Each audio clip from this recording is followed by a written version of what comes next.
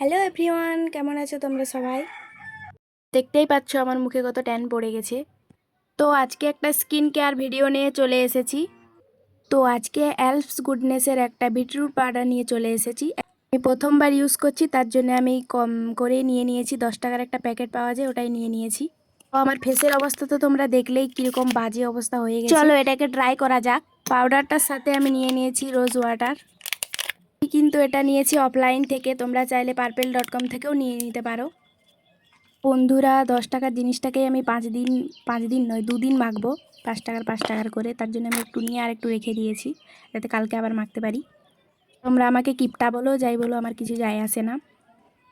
আমি ভয়েস দেওয়ার সময় কোনো মাইক ইউজ করি না, কারণ আমার কাছে মাইক নেই।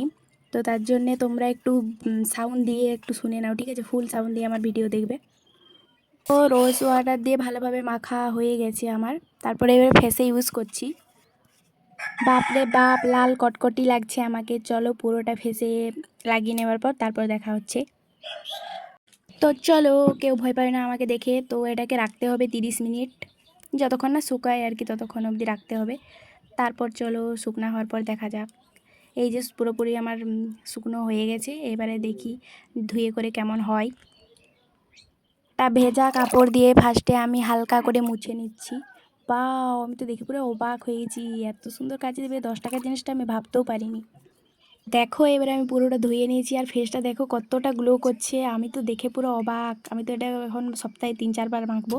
হেভি কাজে দিয়েছে। আমার তো খুব ভালো লেগেছে। তোমাদের কেমন লাগলো কমেন্ট করে জানাও সবাই।